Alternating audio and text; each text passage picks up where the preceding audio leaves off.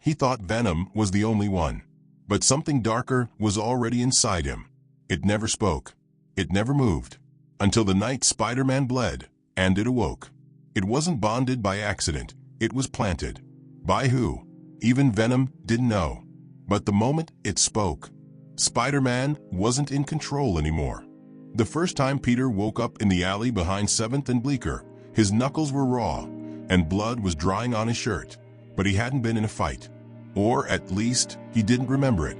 He stood, breath sharp, suit halfway torn off beneath a pile of garbage bags. No civilians in danger. No cops chasing him. No villain waiting to gloat. Just silence. He reached for his comms. Dead. Spider-Man didn't black out. Not like this. He'd been in thousands of fights, battles that pushed him beyond human, alien, or even magical limits. But this was different. This felt like something had used him and let him go. Back at his apartment, he showered the blood off. The mirror fogged, but not enough to hide the shape, a twitch in his back muscles. Too fast, too sharp. Not his. For a second, he saw the black veins crawling under his skin. And just as quickly, they were gone. 2 days passed. He tried to forget, until Venom showed up. Not Eddie, not the sarcastic, bruised-up version he'd learned to almost tolerate. No, Venom itself, standing on the edge of his building at 2:13 a.m., eyes glowing like they hadn't in years. "You're not clean anymore," it growled. Peter leapt to the rooftop, fists clenched. "You think I don't know that?" Venom didn't move closer. It was afraid. "You're infected, but it's not us. We smell it. Inside you." Peter didn't speak. Venom's voice dropped lower, its eyes narrowing into slits. "It's older than us." Peter moved. So did Venom. The rooftop cracked under the pressure of the first blow. Peter launched a web. Venom shredded it with a snarl. This wasn't a warning. It was a challenge. Venom leapt, mouth open, teeth gleaming. But before it could land, Peter's body twisted mid-air, faster than he thought possible, and drove Venom into the rooftop with a sickening thud. Peter blinked. Venom wasn't moving. He hadn't meant to hit that hard. His arms were shaking. Not from effort, from something else. Something buzzing inside his bones. Then his voice changed. Not out loud. In his mind. Let it run. Let it breathe. Peter stumbled back, gripping his head. He wasn't hearing thoughts. He was hearing instructions. He dropped beside Venom, checking for signs of life. The symbiote stirred, weak but intact. "You heard it too," Peter whispered. "Didn't you?" Venom didn't answer. He didn't expect it to. By morning, Eddie Brock was in the hospital. Venom had fled. Peter stayed off the radar, turned off the suit's trackers, ignored the messages from S.H.I.E.L.D. He ran every blood test, suit diagnostic, genetic scan he had access to. Everything was normal. Every scan said he was clean. But he wasn't. At night, it moved again. Not crawling, not like the old symbiote. This one didn't stretch or pull. It expanded. It layered over his thoughts, whispered through his spine. It didn't want to bond. It already had. That night, he found himself on a rooftop 2 boroughs from home. No memory of how he got there. A man was lying in front of him. Broken ribs. Bleeding. Peter checked his own fists. No bruises. No blood. But the guy was looking up at him like he was the monster. I didn't do it," the man stuttered. Peter was about to respond when he saw it. A reflection in the window behind him. His suit wasn't red and blue. It was black and pulsing. He backed away slowly. Then the reflection moved, but Peter didn't. It smiled. Not wide, not exaggerated. Just a slow, deliberate twist of muscle that didn't belong to him. He turned, ready to rip the suit off, to scream, to tear it away. But there was nothing there. Just him. Red and blue again, breathing too hard. The voice in his mind was clearer now. "We've waited so long. He gave us Venom, but we were the teeth." Peter stumbled home, barely holding himself together. He called Dr. Strange, left a message, called again. No reply. The next day, the newspapers ran a story. Masked vigilante hospitalizes robbers, but footage shows Spider-Man already gone. He wasn't in the footage, but someone in his shape was. The next time he blacked out, he woke up on the ceiling of a subway tunnel. No lights, no movement, just his hand clawed and dripping with something silver. He ripped his glove off. His skin was fine, but under it, for just a second, he saw something blink back. He dropped from the ceiling, ran, called everyone, Miles, MJ, even Logan. No one picked up. It was 3:17 a.m. By the time he made it back to Queens, Venom was waiting. And this time, it was terrified. "You don't understand," it rasped. "We didn't make that." Peter didn't speak. Venom stepped back. "You think we chose you? You think we bonded because of fate, strength, loss?" It shook its head. "No. That thing, it bonded before us." Peter froze. Venom's eyes narrowed. "You were already marked." Peter took a step forward. "Marked by what?" Venom hissed. "By something even we ran from." Peter's stomach twisted. Venom's voice cracked. "It doesn't feed on fear. It grows in it." Silence. Then Peter whispered, "What does it want?" Venom looked at him with something he never thought it capable of: pity.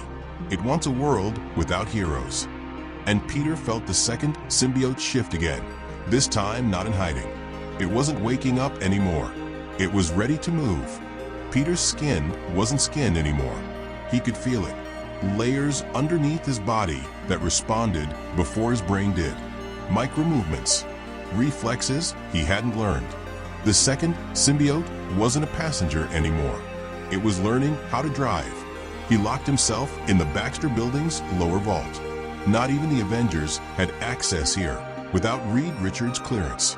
Concrete walls. Vibranium cord restraints.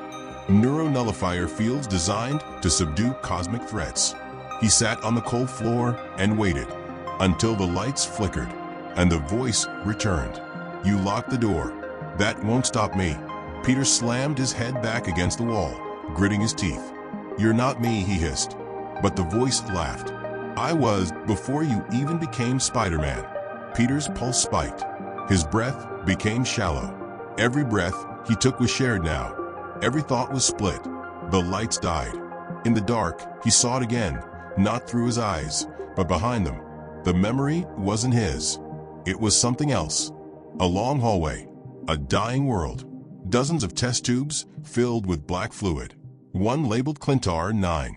Another labeled Subject, Void Spawn. Peter gasped. He wasn't supposed to know that word. No one on Earth should have. Suddenly, the lights snapped back. Sirens echoed. The vault door screeched open, not from outside, from inside. Venom crashed through the ceiling, snarling, roaring, wild. But not at Peter. At what was around him. Peter rose slowly. His shadow wasn't shaped like him anymore. It had spines, extra limbs, a tail. Venom screamed. "You let it grow." Peter's lips didn't move, but something inside him did. We were born in the silence between wars. We are not Venom's child. We are his replacement. Peter lunged forward, but his hands weren't fists. They were claws. Venom tackled in midair.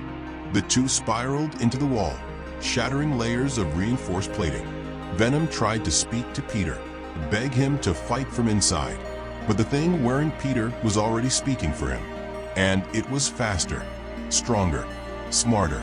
Venom slammed into a wall. His limbs snapped back. The floor cracked beneath him. "Stop," Peter whispered. The voice replied, "You don't get to speak." "I do." Venom reformed, barely holding together. "You're not a hive," he spat. "You're a weapon." The entity inside Peter tilted his head. "You're right. I was made for extinction, not survival." Peter surged forward, moving faster than light should bend. He didn't punch, he inverted. His symbiote form passed through Venom's body like a black wave, destabilizing the biomass on a molecular level. Venom screamed, thrashing, as parts of him evaporated midair. Peter's body stood still. Then his voice returned. But it was cracking. I can feel it. I'm still here." Venom looked up, coughing blood through the teeth of his suit. "Barely." The voice was louder now. "Let go, Peter. You were never the hero. You were the cage. Peter dropped to his knees. He reached inside himself, mentally, emotionally, searching for something to hold on to. But the more he tried, the less there was. S.H.I.E.L.D. came down hard. Within an hour, a helicarrier hovered over Manhattan. Natasha, Falcon, and War Machine hit the ground fast. Peter didn't run. Void Spawn wanted them to come. The symbiote surface peeled back just enough to show Peter's face. His mouth whispered one thing, "Help me." And then Void Spawn attacked. Falcon was hit first. A web of living black tendrils exploded from Peter's chest and pierced the sky like spears. His wings shattered. He spiraled out of control. Natasha fired shock rounds. The tendrils caught them mid-air and sent them flying back, armed. War Machine unleashed his full arsenal.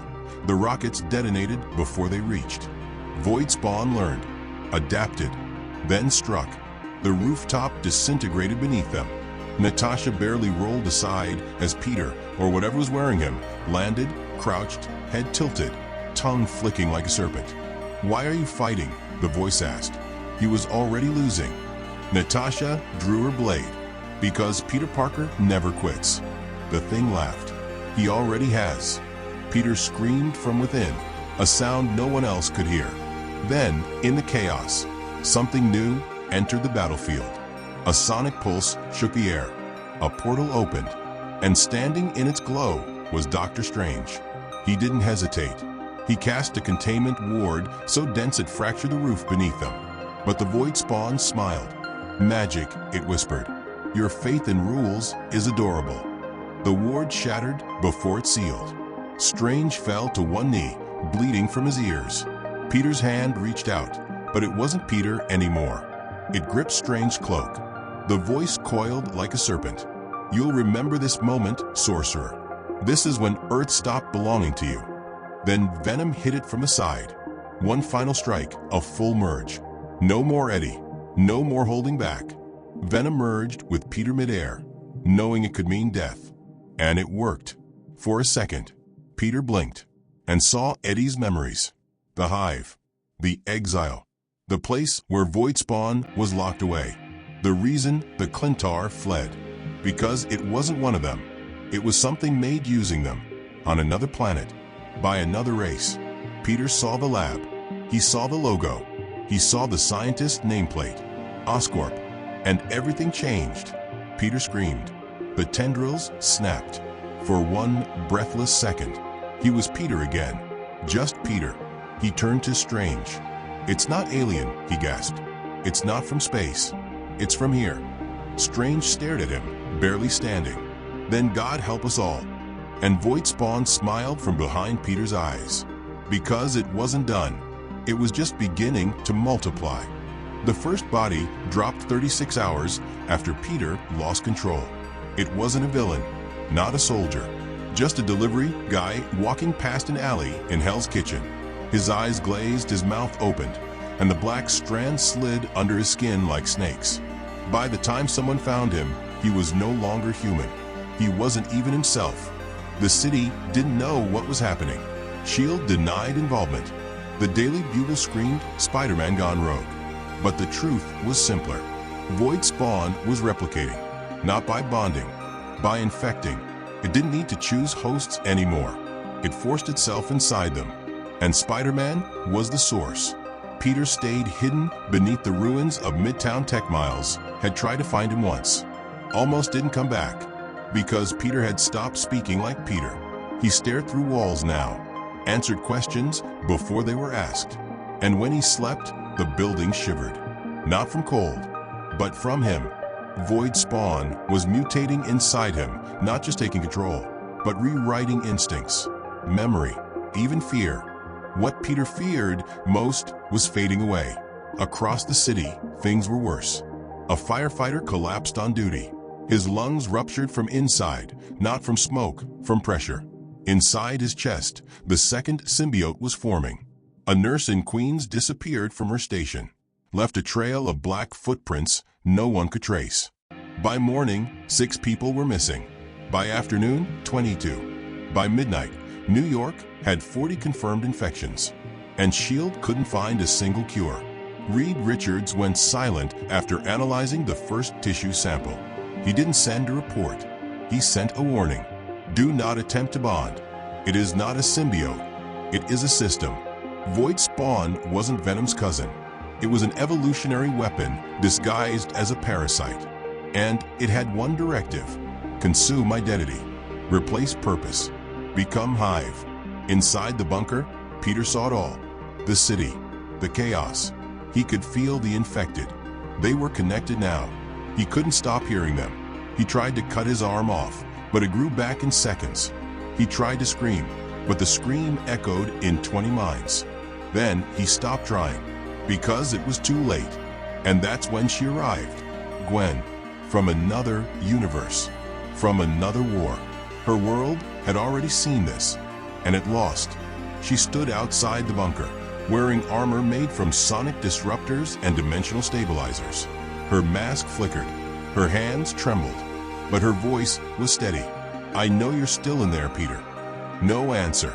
She placed her palm against the wall. I watched you die once. I'm not doing it again. The wall dissolved, not exploded, not cracked, just dissolved, like it recognized her. Inside, Peter sat alone, his body covered in shifting tendrils. His face was still his, but the thing behind his eyes wasn't. You crossed dimensions for me, he said. Gwen nodded. Always. He tilted his head. Brave, but stupid. Gwen raised her weapon. Peter didn't flinch. You won't shoot me. You're right, she said. But I'll shoot what's behind you. She pulled the trigger. The sonic blast hit Peter's shadow. Not him, his shadow. It screamed. Not Peter. The mask behind him peeled away, screeching like a banshee. Gwen's shot tore into its body, ripping pieces of black mass apart like paper. Peter fell to his knees. For a moment, he was free. Then the tendrils surged back. But they weren't alone. From the broken ground behind Gwen, 4 new forms rose, each wearing a twisted version of the spider emblem. Each one a copy, not of Peter, but of what he was becoming. Void Spawn was no longer hiding. It had begun to multiply by design. Each clone moved differently. One twitched, one crawled, one clicked its jaw like a clock. The last one didn't move at all, just stared. You brought help, Peter said. I brought time, Gwen corrected. And I'm not the only one coming. Above them, a portal flared. From it descended Flash Thompson, bonded with what was left of the original Venom. Not a full symbiote, a fragment, burned, scarred, dying, but loyal. Flash hit the ground with a vengeance, unleashing a sonic pulse that split the air. The clones scattered. Peter screamed again, his voice layered with a dozen tones. Flash reached for Gwen. We don't have much time. This thing's creating a network. It's not just infecting, it's sinking minds. We need to cut the signal, Gwen said. Peter laughed through blood. You think I'm the signal? Flash raised his weapon. You were the host. Peter's head twitched violently. Then his voice dropped to something colder. You still don't get it, the Void Spawn hissed. I was never the host. I was the seed. Every light in the room blew out at once. Every surface cracked, and every shadow pulled inward toward Peter. Because now, the Void Spawn didn't need to wait for infection. It was broadcasting infection. Gwen and Flash were thrown back. Their suits sparked. Their skin burned. The air shimmered with invisible code, strands of symbiotic language laced with psychic energy. This wasn't a parasite anymore. This was a message. The world didn't belong to humans, or heroes, or even gods. It belonged to the data beneath their skin, the instincts beneath their morals. And Void Spawn had learned how to rewrite them. Flash fired.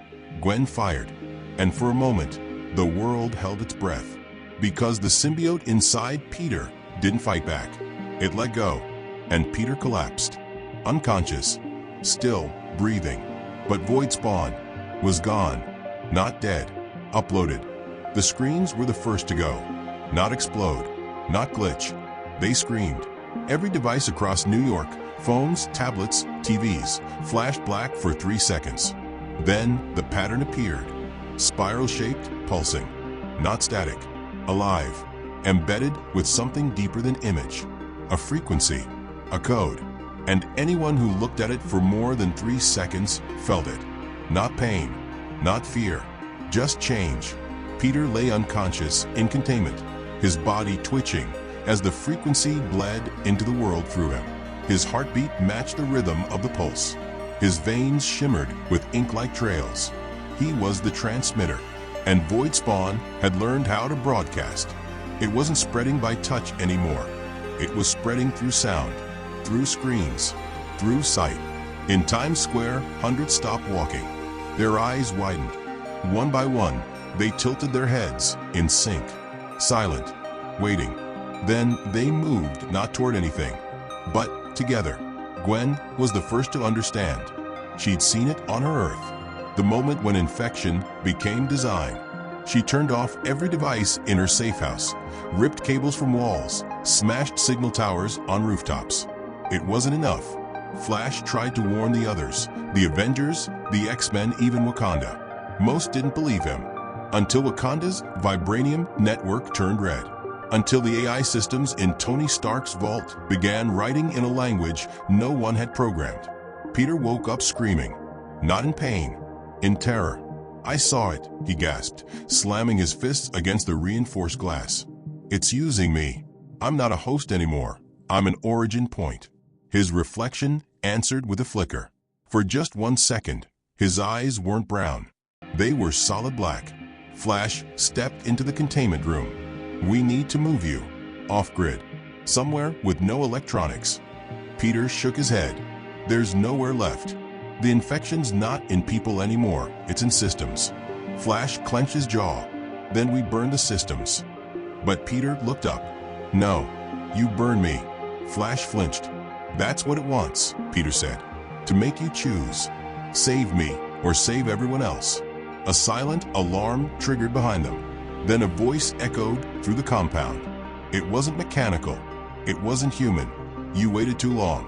The lights died. And outside the facility, the infected stood shoulder to shoulder. Thousands of them. Eyes black. Faces blank. Moving in unison. Like signal towers wearing skin. The war had begun. Not with armies, but with ideas. And Void Spawn was winning. The tower collapsed in silence. Not because of an explosion, because every infected moved at once. Their bodies were puppets. The signal was the string, and the string was Peter Parker. He lay on the floor of the safe house, trembling. Not from pain, but because he could feel every infected breathing. He could feel when their hearts beat, when their lungs pulled air, when their eyes blinked. He was inside all of them. "End it," he whispered. Gwen knelt beside him. "You can still fight it." Peter looked at her like she hadn't heard a word he'd been screaming for days. "It's not a fight. It's not possession. It's evolution. I was rewritten at the code level. My soul isn't even mine anymore." Flash stood in the doorway. "Then we delete the code." Peter didn't laugh. "You'd have to erase every echo of me. Every file, every voice recording, every memory. I'm the operating system now." Gwen turned toward Flash. "There's another way." He knew what she meant before she said it. "Use the device. The anti-symbiote failsafe that Reed Richards designed for interdimensional collapses. It wouldn't just kill the parasite. It would erase everything in the host's nervous system, including Peter." Flash hesitated. Peter didn't. "I want to press the button myself." Outside, the infected began climbing the walls. They weren't screaming. They weren't charging. They were forming a shape, a spiral, tall, living, and swaying with perfect rhythm. The entire city was now one creature. Gwen gave Peter the device. Small, white, no buttons, just a palm reader and a green light. "You press it, you die," she said. "You don't press it, everyone else does." Peter nodded. He didn't shake. He didn't hesitate. He looked out the broken window, watching the swarm, watching the face of the thing that once claimed to be part of him, the Void Spawn, rise above the skyline like a reflection stitched from his fears. It didn't speak in words anymore. It spoke in impulses.